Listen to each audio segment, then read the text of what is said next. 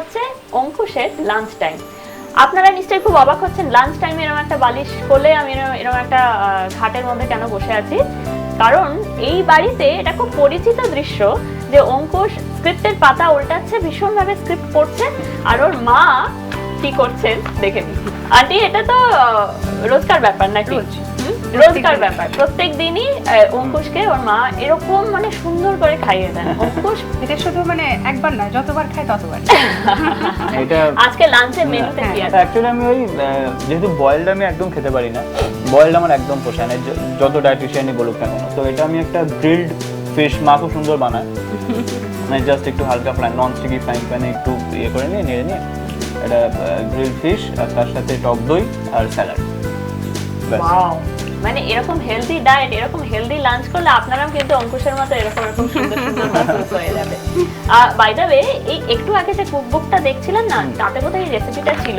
তার মানে এখন এই রহস্যটা ফাঁস হলো, কুকবুকটা থেকে আসলে ওর মাই রান্না করে আর ছেলে একটু বলে যে এইটা আমি করতে পারি, এটা খুব কঠিন কঠিন রান্নাগুলো আমি করি। হ্যাঁ মানে না, বেসিক্যালি যেগুলো আমার মানে যখন নিজে রান্না করি আমার ডায়েট ফুড করতে একদম ভালো লাগে না, কারণ যদি চেখে দেখে যদি সুস্বাদু নাই লাগে তাহলে কি করতে এত কষ্ট করে বানানো। তো আমার দায়িত্ব যেগুলো আছে, যেমন এই ডায়েট ফুড হোক বা যেগুলো নুন ছাড়া, চিনি ছাড়া, তেল ছাড়া, মশলা ছাড়া, তো সেগুলো মা করে আর কি। আর আদারওয়াইজ কোনো টেস্টি খাবারগুলো ওগুলো আমি করি। না আমাদের খাও।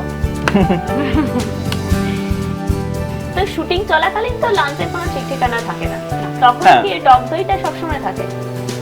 তো আমাদের ইউনিটের লোকজন খুব কেয়ার করে, খুব খেয়াল রাখে আমাদের। আমাদের অনেকে আছে আমাদের প্রোডাকশনে যারা আমাদের খুব প্রিয়, সবসময় যাই বলি কিছু না কিছু বানিয়ে দেয়, চিকেন স্টু বানিয়ে দেয়। তো সে কারণেই তখন একটু বয়েল খেতে হয়। তার কারণ হচ্ছে যে ওদেরকে এখন যদি আমি ওখানে গিয়ে প্রচুর বড় বড় আবদার করি যে আমাকে এরকম গ্রিলড করে দিতে হবে, লাইট অয়েলে হালকা স্টার ফ্রাই করে আমাকে দিতে হবে, ওগুলো তো ওরা সম্ভব না, কারণ সবার জন্য 100 জনের রান্না করতে হয়। তখন বলি জাস্ট বয়েল করে দাও। সব থেকে বেশি ইজি হয় যখন এমন কোথাও শুট করি যেখানে আমরা 5 স্টার হোটেলে আমাদের থাকতে হয়, তখন তো আরোই প্রবলেম হয় না, হোটেলে ফোন করে দিই, হ্যাঁ এরকম করে। বাজেটে হয়তো একটু চাপ পড়ে, বাট সেগুলো আমরা শুনি না, ট্যানট্রামস ওইখানে। আমাদের হোটেলে রাখলে তখন প্রোডিউসারের খুব প্রবলেম হয়ে যায়। না আচ্ছা, এই একটু আগে অঙ্কুশ কিন্তু আমাদের বলেছে যে ওই 1000টা রেসিপি ও নানান ভাবে ট্রাই করেছে। ও কি কোনোদিনও আপনাকে রান্না করে খাইয়েছে? হ্যাঁ, এখান থেকেই রান্না করে খাইয়েছে। দুবার চিকেন করেছে, চিকেনের কি জানি না আইটেম, নাম বলতে পারতাম না। ক্রিসপি ফ্রাইড চিকেন করেছে, কেক করেছে অনেকবার। কেক 3 রকমের কেক করেছিলাম। 3 রকমের কেক? মানে ও যেদিন বলে না যে বই দেখে আমি এবারে আজকে একটা কিছু করব, সেদিন আমরা সবাই তটস্থ হয়, মানে এইবার শুরু হবে। একটাই কারণে ভয়, তার কারণ আমি শুধু করি না তো না, হেল্প ইন দ্য সেন্স কিছু ওই কুচনো করা, মানে সেইগুলো গ্রেট করা। হ্যাঁ, ওইগুলো যেহেতু আমাদের 2 দিন ধরে এখন মিক্সার গ্রাইন্ডার খারাপ, ওই কারণে আর কি, মানে আমি মিক্সার গ্রাইন্ডার হলে আমি না হয় করে দিতে পারতাম যে ঠিক আছে করে দিলাম এরকম। তো ওই শিলনোড়াতে বাটা আমার দ্বারা হয় না, ওইগুলো মায়ের ডিপার্টমেন্ট। তুমি অনেকক্ষণ তো মানে বসে আছো, এবারে একটু খাও তুমি। খাবার গল্প তাহলে তোমার। হ্যাঁ, তুমি এবার খাও। এবারে তুমি একটু বাবা এত কিছু কিছু না, একটু খেতে হেভি লাঞ্চ আমার জন্য। এটা আমারও খুব মানে ফেভারিট। মানে যখন আমরা মনে আছে, মানে বাবা এটা প্রচুর আনতো, মানে একটা সময় বাবা যখন আমি ডায়েট করতাম না আর কি, কারণ কলকাতায় শিফট তো অনেক বছর আগে, তখন ফিল্ম লাইন শুরু হয়নি, তখন এগুলো খুব খাওয়া দাওয়া প্রচুর সব সময়। অঙ্কুশ, তুমি যতটা মন দিয়ে স্ক্রিপ্ট করছো ততটা মন দিয়ে কি পড়াশোনা করেছিলে? না হলে এত টেনশন কি? একদম না, না এটা জিজ্ঞেস করো না, ওটা একদম। আমার ফেভারিট সাবজেক্ট কি ছিল? এক কথায় উত্তর দিলাম না। আমার ফেভারিট সাবজেক্ট ছিল ফিজিক্স।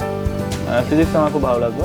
আর সব থেকে যেটা পছন্দ করতাম না সেটা ম্যাথস। একটা টাইমে ডাক্তার হওয়ার খুব ইচ্ছা ছিল, কিন্তু তার জন্য যে পড়াশোনাটা খুব মন দিয়ে করব সেই জেদটা ছিল না। মনে তো হয়ে যাবো ডাক্তার, কোনো চাপ। আর আই থিঙ্ক লোকে পড়াশোনা কেন করে? রোজগার করবে বলে, আর একটু মানুষের রোজগার করবে বলে, আর মানুষের সাথে একটা ইন্টারাকশন। শাড়ির দরকার পেয়ে যাচ্ছ তো। ও মাকে কি লাস্ট কি শাড়ি কিনে দিয়েছো? মাকে কিনে দিতে হয় না, মা নিজেই কিনে নেয়। মাকে ওই ব্যালেন্স, না না না, ব্যালেন্স ভরার মতো হয় না যে আমি 30 টাকা ভরে দিয়েছি এবার যতক্ষণ টক টাইম। তো মাকে একটা সার্টেন অ্যামাউন্ট দিয়ে দেওয়া হয়, সেটা থেকে যা শাড়ি হয় কিনে নাও, যখন ফুরিয়ে আসে আবার রিচার্জ করতে হয়, ওরকম একটা ব্যাপার।